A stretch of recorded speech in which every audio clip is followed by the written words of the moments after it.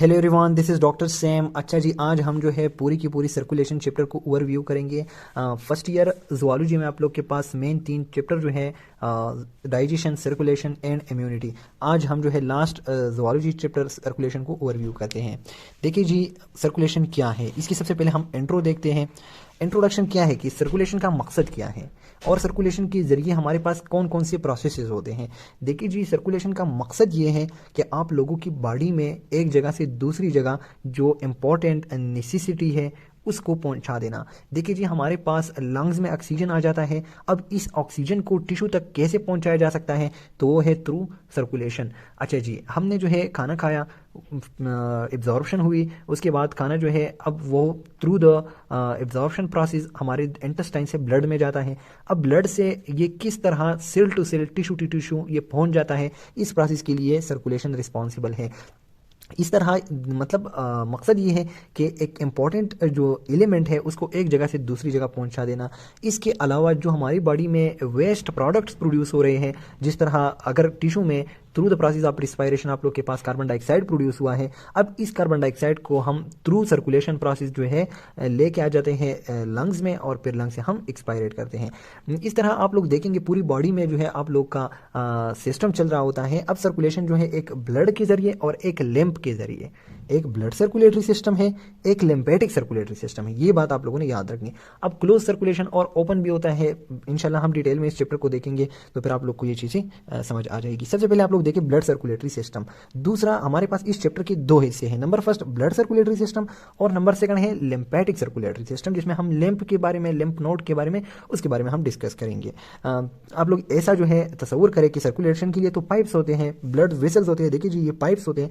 अब इस तरह जिसमें हमारे पास ब्लड रन कर रहा होता है, ये क्या है, ये ब्लड सर्कुलेटरी सिस्टम है। बाकी आप लोग वेसल्स देखेंगे जो आप लोग को इस तरह नजर नहीं आते, लेकिन वो जो है लिम्फ की फ्लो में हेल्प करता है, उसके अंदर लिम्फ बहता है, तो they are called lymphatic vessels and lymphatic system. अच्छा जी, अब देखिए ब्लड सर्कुलेटरी सिस्टम में आप लोग के पास कौन कौन से हिस्से हैं। नंबर फर्स्ट ह्यूमन हार्ट है। अब देखिए जी, सर्कुलेट ब्लड की लिहाज से हम देखेंगे सर्कुलेटरी सिस्टम, एक ह्यूमन हार्ट है और दूसरा वेसल्स है। जिस तरह आप लोग के पास एक डंकी मोटर होता है ना आप लोग के घरों में, तो अब ये मोटर है और ये पाइप्स है। अब पाइप्स क्या काम करते हैं, हर एक वॉशरूम तक जो है उसको लेके जाता है वाटर को। तो इसी तरह ये टिश्यू टू टिश्यू इसकी सप्लाई जो है वो थ्रू ब्लड वेसल्स होते हैं। पंपिंग कौन करता है, वो हार्ट करता है। तो सबसे पहले हम हार्ट डिस्कस करते हैं, उसके बाद ब्लड वेसल्स। देखिए जी, अब हार्ट के अंदर हम जो है आप लोग के पास ह्यूमन हार्ट की स्ट्रक्चर पढ़ेंगे। बहुत इंपॉर्टेंट है कि आप लोग के पास ह्यूमन हार्ट में जो है 4 चेंबर्स हैं, लेकिन अक्सर जो है लोग इस तरह के रेक्टेंगल ड्रा करके ना फिर बता देते हैं कि ये ह्यूमन हार्ट है, लेकिन हम जो है बिल्कुल रियलिस्टिक ह्यूमन हार्ट देखेंगे। तो स्ट्रक्चर ऑफ ह्यूमन हार्ट देखेंगे कि एट्रिया कौन सी है, वेंट्रिकल कौन सी है, उनके दरमियान सेप्टम, फिर एवोटा किस तरह, ये सारी चीज़ें इंशाल्लाह हम डिस्कस करेंगे। फिर फंक्शन ऑफ द हार्ट जो है एज यूजुअल सबको पता है कि पंपिंग है, पंपिंग ऑर्गन है बहुत वो जो है। अच्छा जी, वो अलग बात है कि मतलब जो लवर्स होते हैं कि मेरे दिल में दर्द है, ये है वो है, तो वो अदब के साथ रिलेटेड चीज़ है वो, आई डोंट नो। लेकिन हार्ट जो है actually this is pumping organ. देखिए जी, लेकिन देखिए जी, हार्ट जो है ना, अगर एक उस व्यू से हम देखेंगे, कभी इसको डिस्कस कर लेंगे, this is not the only pumping organ. ये इसका काम सिर्फ पंपिंग नहीं है, इसके और भी मतलब इमोशंस और इन चीज़ों के साथ बड़ा अटैच सा रहता है। सिंपैथेटिक पैरासिम्पैथेटिक एक्टिव हो जाता है तो भी हार्ट जो है वो अपनी एक्टिविटी चेंज कर देता है। इसके अलावा जो है ना, कुरान मजीद में भी है कि हम उनके दिलों पे मोहरे लगा देते हैं। तो मतलब दिल पे मोहर लगना कि मतलब फिर वो जब गुनाह की तरफ जाते हैं तो उनको गुनाह गुनाह नहीं लगता। जब उनकी दिलों पे मोहरे लगती है ना, तो मतलब दिल जो है ये बहुत सारी चीज़ों के साथ एसोसिएटेड है। मतलब फैसला करना, ये लगे like many things which is not clear in the surface of science के साथ इतना वो क्लियर नहीं है कि किस तरह ये फंक्शंस जो है इनमें हार्ट भी इन्वॉल्व। क्योंकि हार्ट हम जब हम हार्ट देखते हैं बायोलॉजी में, तो वो जस्ट एक पंपिंग आर्गन है, पंपिंग आर्गन है। सो देखेंगे, देखिए जी, अब है जब ये पंपिंग होता है, कंट्रैक्शन होती है, कंट्रैक्शन के रिजल्ट में आप लोग के पास जो है हम देखेंगे कि ये नॉर्मल रिदम में है, एबनॉर्मल रिदम में है। उसके लिए आप लोग जो है ईसीजी की रीडिंग और ये सारी चीज़ें देखेंगे, उसमें पी की और आर एस कब वे ऊपर जाती है, कब नीचे आ जाती है। इंशाल्लाह we will discuss these things. अब आता है हमारे पास ब्लड वेसल्स। ब्लड वेसल्स में आप लोग के पास जो पाइप्स है ना, एक पीवीसी किस्म के होते हैं, एक लोहे की, तो इस तरह लाइक सेम थिंग यहाँ पर भी कुछ अक़साम है। देखिए जी, आर्टरीज है, वेन्स है, कैपिलरीज है। अब आर्टरीज जो है वो क्या करते हैं, वो हार्ट से मतलब जो हार्ट से बाहर की तरफ निकले होते हैं, जो carry away from the heart, वो आर्टरीज होती है, और जो टुवर्ड द हार्ट होते हैं, जो हार्ट तक लेके जाता है ब्लड को deoxygenated, so they are called veins. इसके अलावा जो है टिश्यू लेवल पे आप लोग के पास क्या होते हैं, कैपिलरीज होते हैं, जिसके ज़रिए डिफ्यूजन होता है। डिफ्यूजन के ज़रिए मतलब बहुत सारी चीज़ें निकल जाती हैं टू द टिश्यू ताकि उसकी वो ज़रूरत पूरी करे। अच्छा जी, अब देखिए हमारे पास एक टॉपिक आ रहा है exchange of material. Exchange of material जो है वो कैसे होता है, तो एक्सचेंज ऑफ मटेरियल में हम क्या पढ़ लेते हैं। देखिए जी, हमारे पास ब्लड से वो निकल जाता है जो हमारे पास में एग्जांपल के तौर पे आप लोग को बता दूंगा एक्सचेंज में कि एक्सचेंज एक चीज़ मैंने आपको दिया, दूसरा आपने मुझे दे दिया। अब यहाँ पर जो है जो सेल की ज़रूरियात होती है, जिस तरह ऑक्सीजन है, ग्लूकोज है, तो वो से ब्लड से बाहर की तरफ टिश्यू की तरफ निकल जाता है और टिश्यू से हमारे पास जो है दोबारा से वो जो है जो वेस्ट प्रोडक्ट्स है वो ब्लड उठा देता है और डिस्कार्ड कर देता है इन द रिस्पेक्टिव टिश्यूज। तो एक्सचेंज इस तरह है, एक चीज़ मैंने टिश्यू को सप्लाई किया, दूसरा मैंने टिश्यू से उठा के वापस बाहर फेंकना है मैंने। So this is exchange of material. जो सेल की ज़रूरियात होती है वो हम सेल को देंगे और जो सेल के अंदर वेस्ट प्रोडक्ट प्रोड्यूस हुए वो सेल से बाहर निकल के हम फेंक देंगे। सो इंशाल्लाह डिटेल से देखेंगे। फिर जो है ब्लड प्रेशर है। अब ब्लड प्रेशर क्या है, so this is very interesting topic कि आप लोगों का जो बहुत सारे स्टूडेंट को जो है ब्लड प्रेशर में असल कॉन्सेप्ट समझ नहीं आता। मैं थोड़ा सा आप लोग को कॉन्सेप्ट दे देता हूँ। देखिए जी, ये एक पाइप है, चाहिए एक पाइप होनी चाहिए, लेट मी। देखिए जी, ये एक पाइप है। देखिए जी, ये आप लोग का ब्लड वेसल जिस तरह है। अब इसके अंदर क्या मेरे ब्लड है। अब इन दीवारों पे जो फोर्स लग रहा है, देखिए जी, ये दीवारें जो हैं अंदर की तरफ, यहाँ से दीवार की तरफ, दीवार की ऊपर जो प्रेशर लग रहा है, जिस तरह ये देखिए, ये ब्लड वेसल है, ये ब्लड वेसल है। अब इन दीवारों की ऊपर खून तो अंदर बह रहा है ना, और इन दीवारों की ऊपर वो जो प्रेशर अप्लाई कर रहा है, दीवार की ऊपर जो प्रेशर अप्लाई कर रहा है, इसको हम ब्लड प्रेशर कहते हैं।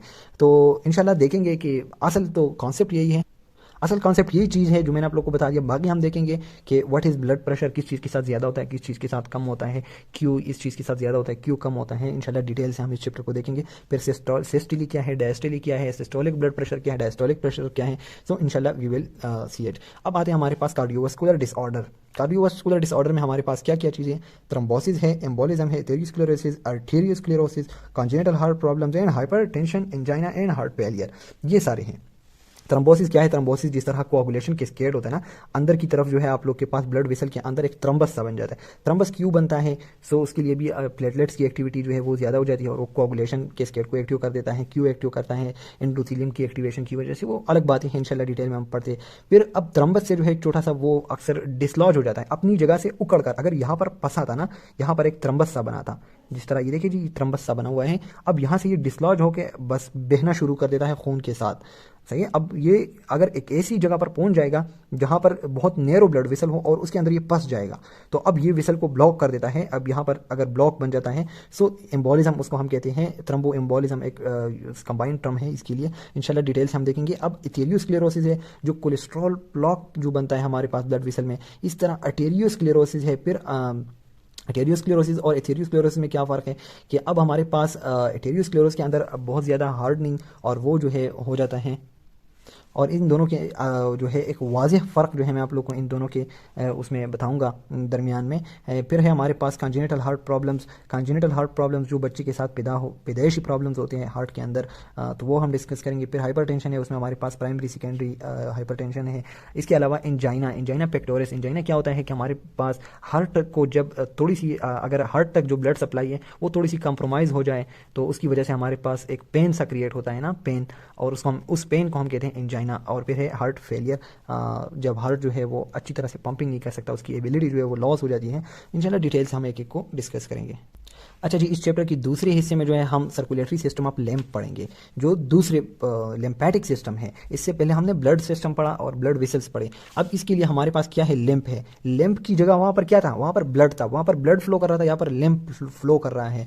यहाँ पर हमारे पास लैम्प नोड्स होते हैं जगह जगह पर, सही है, स्टेशन होते हैं। अब पोजीशन ऑफ लैम्प नोड्स क्या है, तो वो डिफरेंट पोजीशन है। इंशाल्लाह मैं आप लोग को सारी पोजीशंस क्रिएट करूँ, बताऊँगा। नेक में होते हैं, ग्रॉइंस में होते हैं, पेक्टोरस रीजन में, तो इस तरह जितनी भी है बड़े बड़े वो मैं बताऊँगा। इसके अलावा आप लोग देखिए कि हमारे पास लिम्फेटिक ऑर्गन्स कौन कौन से हैं। तो लिम्फेटिक ऑर्गन में जो स्प्लीन है, spleen is the major lymphatic organ.